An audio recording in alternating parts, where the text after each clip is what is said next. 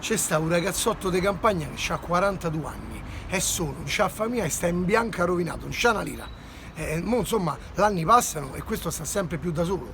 Allora gli viene in mente che qualche anno prima aveva conosciuto una ragazza di un paese accanto, brutterella polaccia, pure questa senza una lira, però è l'unica che è rimasta disponibile. Allora decide, per non rimanere da solo, di andare dal padre di questa ragazza a chiedere la mano. Mo mentre cammina e pensa a quello che gli deve dire, incontra un amico suo, come un incontro, e gli fa: "Oh, va Giovanni, mi ti fa una cortesia, senti."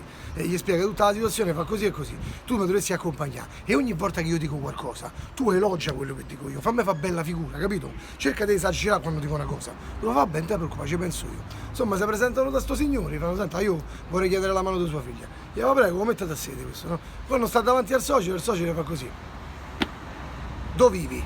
Quello le fa: c'ho una casetta qui vicino, piccolina, ci vivo da solo, al paesetto qui accanto." Interviene subito l'amico suo, fa: "Ma quale casetta? C'è un palazzo a 7 piani, a pochi chilometri di qui, tutto vetrato, che le parabole, e le piscine, i giardini pensili, ma sta buono, dai, non fai il modesto, no?" Quello le fa: il socio solo le fa: "Perfetto, ma che lavoro fai?"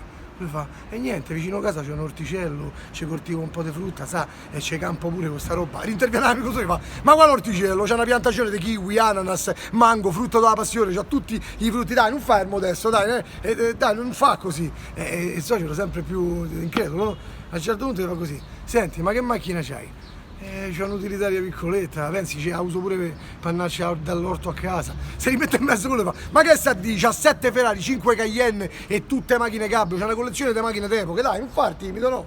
A un certo punto, mentre stanno a chiacchierare, sto ragazzo fa così. E il socio gli fa: "Ma che c'hai, la tosse?" E il l'amico così fa: "Ma quale tosse? C'è un enfisema polmonare, sta a morire, guardi."